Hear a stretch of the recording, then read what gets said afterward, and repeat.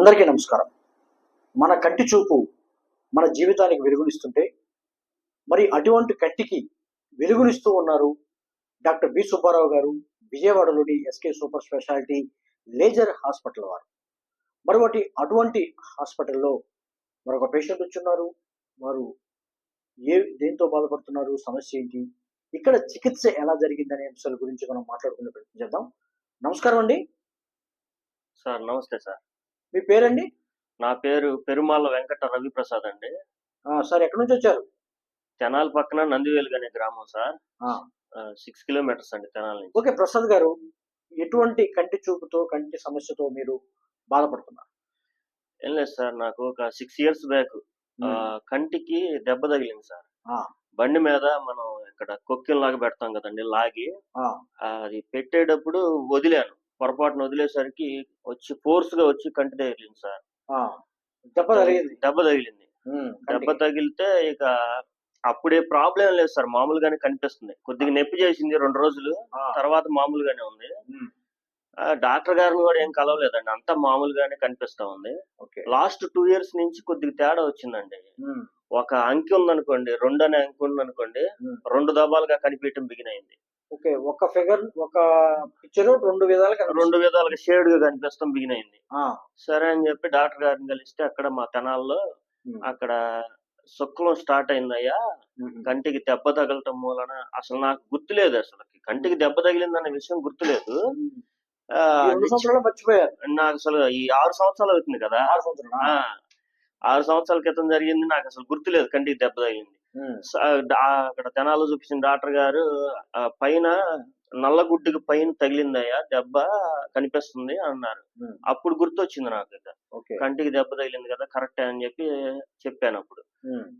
సరే ఈ తర్వాత ఇప్పుడే అవసరం లేదు అన్నారు. హ్మ్. ఆపరేషన్ ఇప్పుడే అవసరం లేదన్నారు. సరే నిదానంగా 2 ఇయర్స్ తర్వాత నుంచి నిదానంగా కన్ను మసకగా కనిపియటం బిగినయింది. హ్మ్. లాస్ట్ 2 మంత్స్ నుంచి అసలు పూర్తిగా కనిపియట్లా కుడి కన్ను. హ్మ్. ఎడమ కన్ను అసలు నాకు సైట్ ఏం లేదండి. హ్మ్.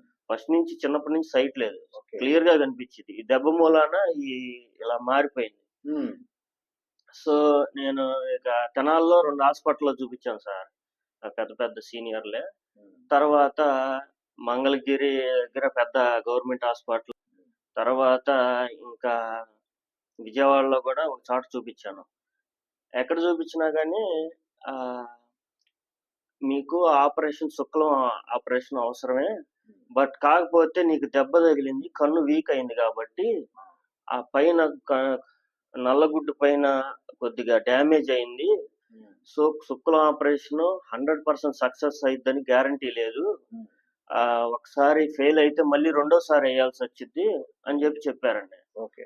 ఎవరినడిగినా గానీ ఇలాగే చెప్తా ఉన్నారు డాక్టర్లు. 4 చోట్ల తిరిగినా గానీ. హ్మ్. సరే మరి ఎక్కడ గవర్నమెంట్ హాస్పిటల్ ఎయిమ్స్‌లో గానీ ఎక్కడన్నా చూపిచ్చినా గానీ అంతా చిన్న చిన్న కొత్త డాక్టర్లు, చిన్న వాళ్ళు, సీనియారిటీ లేనోళ్ళు ఈళ్ళందరూ ఉన్నారు. ఎందుకులే మరి జాగ్రత్త కావాలని చెప్పి ఇక్కడ విజయవాడలో ఈ సార్ దగ్గర ఎవరు చూపిచ్చాను. చెప్పారు? Doctor B. సుబ్బారావు గారి దగ్గరికెళ్ళమని ఎవరు చెప్పారు? ఒక 10 ఇయర్స్ బ్యాక్ మా మదర్‌కి కంటికి శుక్లం ఆపరేషన్ అవసరమైందండి. హ్మ్. అది తెనాలిలో ఆపరేషన్ చేస్తే తను ఆ పాతకాల పద్ధతిలో చేశారటండి. ఐ డ్రాప్స్ ఏసి ఆవిడంతా తలంతా బరువెక్కి ఆపరేషన్ చేసేటప్పుడు సడెన్‌గా ఇట్లా లేసింది. హ్మ్. లేసేసరికి ఆ డాక్టర్ గారు భయపడిపోయి, "ఇక నేను చేయనండి ఈ ఆపరేషను మీ మదర్‌కి. ఆమె భయపడి లెగుస్తుంది" అని చెప్పారు. ఎట్లారా బాబు సగం కట్ చేశారు లోపల. మరి వేరే డాక్టర్ దగ్గరికెళ్ళాల్సొచ్చిద్దిప్పుడు అని జెప్పి అడిగితే ఒకాయన దేవుడిలాగొచ్చి ఇక్కడ సుబ్బారావు గారని విజయవాడలో హాస్పిటల్ ఉందండి. బాగా సీనియరు. క్రిటికల్ కేసులు బాగా చూస్తారండి. అక్కడికెళ్ళండి ఒకసారి అన్నారు. సరే అని జెప్పి మా ఫాదర్, మదర్ అక్కడికెళ్లారు. యాక్చువల్‌గా మా ఫాదరు ఇలా జరిగిందని చెప్పలా డాక్టర్ గారికి. డైరెక్ట్‌గా ఆపరేషన్‌కి ఎళ్ళిపోయారు. హ్మ్. ఎళ్ళిపోతే సారు అప్పుడు చూసి "ఏంటండి కట్ చేసుంది" అని జెప్పి అప్పుడు అడిగారు. హ్మ్. "సార్ ఇలా జరిగింది సార్" అని జెప్పి మా నాన్నగారు తర్వాత జెప్పారు డాక్టర్ గారికి. ఆ టైంలో. ఆ టైంలో. హ్మ్. సారు ఇంట్లో వ్యక్తిలాగా "ఏం పర్లేదండి నేను జేస్తానని" జెప్పి అప్పుడు సింపుల్ గా ఒక అరగంటలో చేసేసారు ఆపరేషన్ మొత్తం. ఒక పావు గంట అలా కూర్చోబెట్టి ఇంటికి పంపించేశారు. అలా పరిచయం. అలా పరిచయం 10 years బ్యాక్ సార్ ఇది జరిగింది. మరి అప్పుడు 10 years పరిచయం అయితే ఇప్పుడు దాకా ఎందుకున్నారు? వచ్చేయచ్చు కదా వెంటనే. అంటే ఐడియా రాలేదు. లోకల్లో చూపిద్దాం అనుకున్నాం సార్. అంటే అంత దూరం ఎందుకులే? అంటే 2 years బ్యాక్ నుంచే కదా ఇప్పుడే విజయవాడ- స్టార్ట్ అయింది. విజయవాడ పూర్తిగా దూరంగా. కనపడకపోవటం 2 months క్రితం నుంచే కదా. సరే అని చెప్పి మా నాన్నగారు ఇక ఈ సుబ్బారావు గారి దగ్గరికి వెళ్ళు, తర్వాత నువ్వు డిసిషన్ తీసుకో అన్నారు ఎక్కడ అనేది. సరే నేను ఈ 4 హాస్పిటల్ మీకు ఇందాక చెప్పాను కదా, అన్ని అవును. జరిగాను, క్రిటికల్ కేసు అని చెప్పి రెండోసారి చేయాల్సి వచ్చింది అని చెప్పారు కదా. సరే అని చెప్పి డాక్టర్ గారి దగ్గరికి వస్తే సార్ కూడా లోపల పెట్టడానికి ట్రై చేస్తాము, ఒకవేళ కుదరకపోతే బయట పెట్టాల్సి వచ్చింది లెన్స్ అని చెప్పారు. సార్ మీకంటే మీ ఇష్టం సార్, మీకు అలా కుదిరితే అలా చేయండి సార్ అని చెప్పాను. దేవుడి దయ వల్ల అంత చక్కగా జరిగింది సార్ ఆపరేషన్. లెన్స్ లోపలే సెట్ చేశారు సార్, లోపలే సెట్ చేశారు. అంత చక్కగా జరిగింది. మా మిస్సెస్ వచ్చారు, మా మామయ్య గారు వచ్చారు, మా వదినోళ్ళు కూడా వచ్చారు. ఆపరేషన్ అసలు ఎలా జరుగుతుంది అనేది కూడా క్లియర్ కట్ గా వాళ్ళు చూశారు. బయట టీవీలో చూశారు. మా మిస్సెస్ అయితే లోపల ఆపరేషన్ థియేటర్ లోపలికి కూడా రానిచ్చారు. చక్కగా అసలు వివరంగా ఆయన ఎలా చేస్తున్నారు అనేది చక్కగా వాళ్ళు చూశారు కూడా. సార్ అయితే 40 years ఎక్స్పీరియన్స్ ఉంది, ఎక్సలెంట్ డాక్టర్ గారు. నాకైతే చాలా హ్యాపీ సార్. ప్రసాద్ గారు, ఇప్పుడు యాక్చువల్ గా ఏంటంటే కమర్షియల్ అయిపోయినటువంటి వైద్య రంగం ఈ రోజుల్లో చాలా ఎక్కువ ఫీజులు తీసుకుంటున్నారు ఆయన కూడా ఒక ఆరోపణలు అయితే ఉన్నాయి. ఇక్కడ మన సుబ్బారావు గారు డాక్టర్ గారు ఎట్లా ఉంది? ఎస్కే సూపర్ స్పెషాలిటీలో మీకు ఖర్చులు ఎంత? సార్ బయట నేను 4 చోట్ల తిరిగాను. తర్వాత వేరే పెద్ద హాస్పిటల్స్ కూడా ఫోన్ చేసి కనుక్కున్నాను. మా రిలేషన్స్ లో వాళ్ళని కూడా అడిగాను. వాళ్ళు కొంతమంది చేయించుకున్న వాళ్ళు ఉన్నారు కదా, వాళ్ళతో పోల్చుకుంటే చాలా తక్కువ సార్ ఇక్కడ ఫీజులు కానీ, లెన్స్ వేసినందుకు కానీ వాళ్ళతో పోల్చుకుంటే తక్కువే సార్. నాకైతే చాలా రీజనబుల్ గా అనిపించిందండి ఇక్కడ. బాగుంది. అసలు మామూలుగా ఫీజులు తీసుకోవడం ఒక ఎత్తు అయితే, కంటి చూపు తిరిగి రావడం అనేది మరొక ఎత్తు కదా. అవును సార్, అది సార్ మెయిన్ డబ్బు కాదు కదా సార్. సర్వేంద్రియానం నయనం ప్రధానం అన్నారు సార్. ఉన్న అవయవాల్లో కళ్ళు అనేవి చాలా ముఖ్యమైనది. ముందు కనపడితేనే కదా సార్ ఏదైనా పని చేయగలిగేది. సో నేను ఎంచుకోవటం అని మా మిస్సెస్ గాని మా మామయ్య గారు కానీ మెచ్చుకున్నారు. నువ్వు ఎన్ని డాక్టర్ల దగ్గర తిరిగినా గానీ మంచి డాక్టర్ని ఎంచుకున్నావయ్యా, ఎక్సలెంట్ డాక్టర్ గారు అని చెప్పి వాళ్ళు మెచ్చుకున్నారు. చక్కగా సక్సెస్ అయింది. మంచి డాక్టర్ దొరకడం కూడా అదృష్టం. అవును సార్, అవును సార్. ఓకే, ఎలా ఉంది చికిత్స విధానం చెప్పారు? ఓకే, బాగానే ఉంది.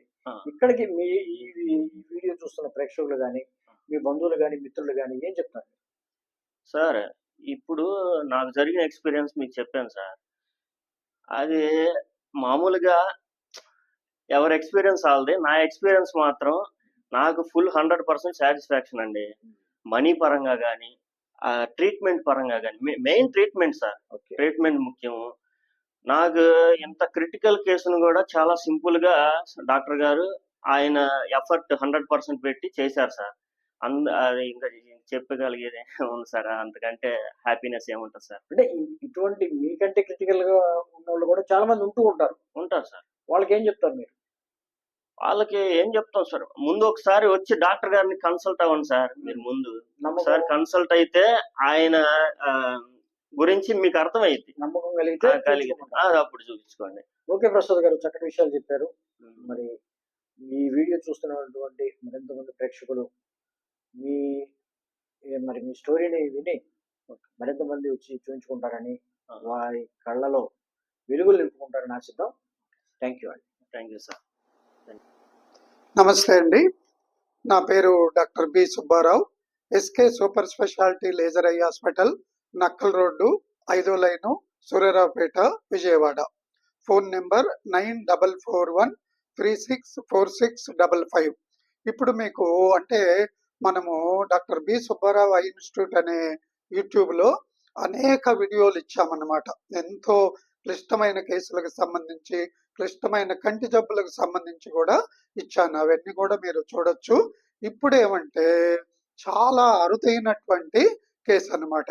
అంటే ఈయనకు ఇక్కడ ఈయనకు ఒక 6 ఏండ్ల కిందట కంటికి దెబ్బ తగిలిందనమాట. దెబ్బ తగిలి అది అంటే దీన్నే బ్లంట్ ఇంజరీ అంటారు. అంటే బయటికేమో కనపడదు. లోపలేమో కంటి నల్లపాప అంటాం, ఐరిస్ అంటాం. అది కూడా పగిలిపోయింది. అలాగే కంటి శుక్లం కూడా డ్యామేజ్ అయిందనమాట. అంటే లోపల ఉన్న లెన్స్ అది మెల్లగా 4 ఏండ్ల కల్లా ఫుల్ శుక్లం అయిపోయింది. దాన్నే post traumatic cataract with iridodialysis అంటాం. ఐరిస్ అనేది దాని రూట్ నుంచి పగిలిపోయింది అనమాట. సో సాధారణంగా ఇటువంటి వాళ్ళకి ఏమంటే ముందు కొంత చూపు బాగానే ఉంటది. క్రమక్రమంగా ఆ లెన్సు ఆ ఒపాసిఫికేషన్ అంటాం, క్యాట్రాక్ట్ అయ్యే కొద్దీ చూపు తగ్గిపోతుంది. దీనికి 2 సంవత్సరాల నుంచి ఫుల్గా తగ్గిపోయింది అనమాట. మెచ్యూర్ క్యాట్రాక్ట్ అయిపోయింది, post traumatic mature cataract. So మన దగ్గరికి తర్వాత వీళ్ళకు గ్లకోమా కూడా ఎక్కువగా వస్తుంది. ఇది ఎప్పుడైతే ఐరిస్ డ్యామేజ్ అయిందో తర్వాత కంటి లోపల నరం చూపు కేంద్రం అంటాం, దాంట్లోనే వాపు వస్తుంది అనమాట. దాన్నే మ్యాక్యులార్ ఎడీమా అంటాం. చూపు కేంద్రమే దెబ్బతినిపోతుంది అనమాట. చాలా మందిలో మొన్న కూడా ఒక వచ్చారు, ఈ తెనాలి ఆయనే అనమాట. సో చూస్తే లోపలే మ్యాక్యులాలోనే రక్తం చేరింది. సో అందువల్ల బ్లంట్ ట్రామా అంటే ఉరిక పైకి కనిపించకపోయినా అని మనము అశ్రద్ధ చేయకూడదు అనమాట. సో లోపల తప్పనిసరిగా రెటీనా ఫోటో తీసి అప్పుడు ఆ చూపు కేంద్రంలో ఏమైనా డ్యామేజ్ జరిగిందా అనేది చూడాలి.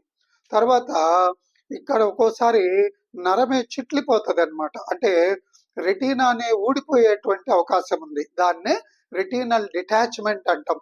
అలాగే ఒక్కోసారి ఈ కంటి నల్లపాపలో ప్యూపుల్ అంటాం, అది కూడా ఇర్రెగ్యులర్ అయిపోయే అవకాశం ఉంది. అలాగే పోస్ట్ ట్రామాటిక్ యువైటిస్ అంటాం. అంటే లోపలే ఎక్కువ ఇన్ఫ్లమేషన్ జరిగి ఒకదానికోటి పొరలు అతుక్కొని పోతాయి అన్నమాట. సో అలా కూడా జరుగుతుంది అనమాట. అలాగే ఈవెన్ కంటిలో రక్తం కూడా చిట్లిపోతుంది. అప్పుడు దానికి మళ్ళా మనము మందులు ఇవ్వాలి, లేజర్ ట్రీట్మెంట్. మేమేమంటే ఈ చూపు కేంద్రంలో వాపున్న తర్వాత రక్తం చిట్లినా కూడా కంట్లో ఇంజెక్షన్ వేయకుండా మేము ఇన్ఫ్రారెడ్ లేజర్ ట్రీట్మెంట్ అనేది ఇస్తామన్నమాట. అది ప్రపంచంలోనే అత్యధిక వేవ్ లెంగ్త్ ఉన్నటువంటి ఏది లేజర్ అన్నమాట, రెటీనా లేజర్. అలాగే మిగతా ట్రీట్మెంట్ కూడా ఇస్తాం. ఈయనకు వచ్చాక ఈయన ఫుల్ క్యాట్రాక్ట్, వయసు కూడా తక్కువే, ఎంత 39 ఇయర్సే అనమాట ఆయనది వయసు. సో మన దగ్గరికి రాకముందు కొన్ని నెలల మించి తిరుగుతూనే ఉన్నాడు అనమాట. ముందు గుంటూరు దగ్గర ఒక పెద్ద హాస్పిటల్ ఉంది, సో దాంట్లో చూపించాడనమాట. అక్కడేమో వాళ్ళు మేము చేస్తామన్నారు కానీ ఈయనకు నచ్చలే. అంటే అంతా అప్పటికప్పుడు పాస్ అయిన వాళ్ళు చూడటము, చిన్న చిన్న వాళ్ళు చూడటము, వీళ్ళతో సరైనటువంటి డిస్కషన్ లేకపోవడము, వీలైతే 2 సార్లు చేయాలని చెప్పడము, అందువల్ల చేసుకోలేదు ఈయన. అలాగే ఇంకోటి సెంట్రల్ గవర్నమెంట్ హాస్పిటల్ పెద్దది ఉంది అనమాట మంగళగిరి దగ్గర, దానికి కూడా వెళ్ళాడు. వాళ్ళు ఏమన్నారంటే చేస్తాం కానీ 2 సార్లు చేయాలి ఆపరేషన్, ఎంత వస్తుందో చెప్పలేము అని చెప్పారనమాట. సరే మన వీళ్ళ స్నేహితుల ద్వారా, వాళ్ళకు తెలిసిన వాళ్ళ ద్వారా నా దగ్గరికి వచ్చాడనమాట. సో నేను ఆ ఫోటోలు అవన్నీ, రెటీనా ఫోటోలు, శుక్లం ఫోటోలు అవన్నీ తీసి చూపించి తర్వాత ఆపరేషన్ చేయాలని చెప్పాను. తర్వాత అవసరమైతే అంటే కంటి లోపలే అద్దం పెట్టాలి, దాన్నే ఐఓఎల్ అంటాం అనమాట. అంటే ఒక్కోసారి అక్కడ సరైనటువంటి పరిస్థితులు అనుకూలంగా లేకపోతే యాంటీరియర్ చేంబర్ లో కూడా ఐఓఎల్ పెట్టాలి. సో దానికి కూడా మనము సపరేట్ తెప్పించి రెడీ చేసాము. తర్వాత ఆయన నచ్చి ఇమీడియట్ గా అడ్వాన్స్ ఇచ్చాడనమాట. తర్వాత మళ్ళా వాళ్ళ నాన్న వాళ్ళు లేదు ఇంకో చూడాలంటే చెప్పాను, సెంట్రల్ గవర్నమెంట్ పెద్ద హాస్పిటల్ మంగళగిరిది, దానికి వెళ్ళి చూపించారు.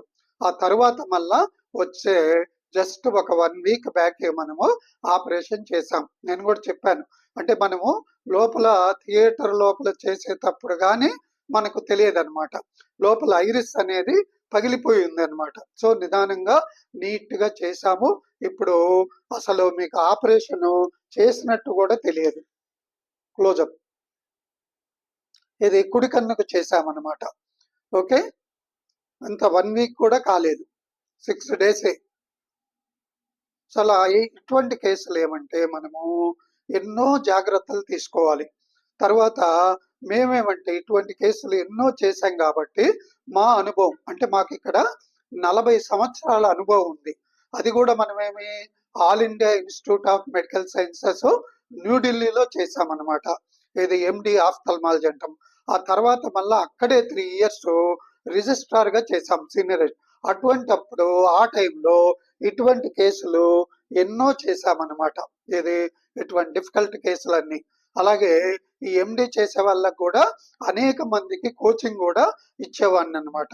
తర్వాత ఇక్కడ మనము ఇది నిదానంగా ఈయన ఒక్కరి కోసమే ఆ రోజు థియేటర్ చేసామన్నమాట.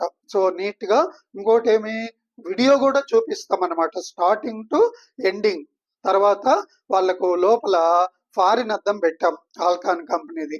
సో అది కూడా వాళ్ళని లోపలికి పిలిపించి వాళ్ళ ముందే ఓపెన్ చేసి అప్పుడు కంటి లోపల అమర్చామన్నమాట. అందులో కూడా మళ్ళీ ఏమి ఈయన కొద్దిగా డిఫరెంట్ టైప్ ఆఫ్ ఐఓఎల్ పెట్టాలన్నమాట, ఎందుకంటే లోపల ప్లేస్ అవన్నీ సరిగా ఉండకపోవచ్చు అనే ఉద్దేశంతో అన్నమాట.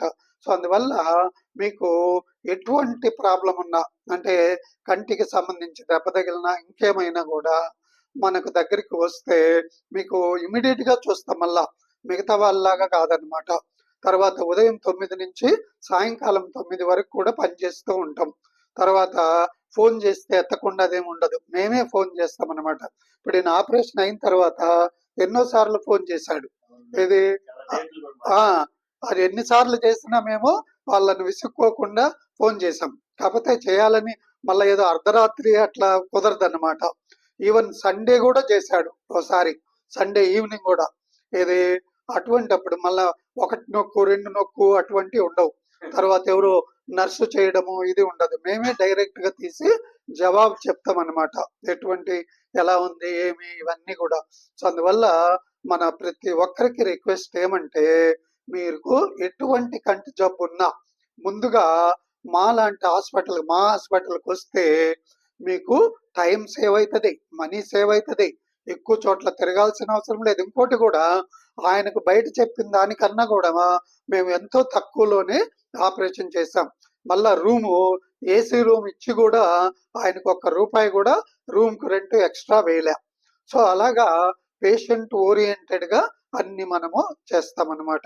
సో అందువల్ల మళ్ళా మా యొక్క hospital SK super speciality laser eye hospital, doctor B Subbarao eye institute, Nakkal road 5వ line, Suryaraopet, Vijayawada. Phone number ఏమో 9441364655. సో అందువల్ల ఇటువంటి సర్వీసులను ఉపయోగించుకుంటారని ఆశిస్తూ మీ కంటి డాక్టర్ డాక్టర్ సుబ్బారావు. నమస్తే అండి.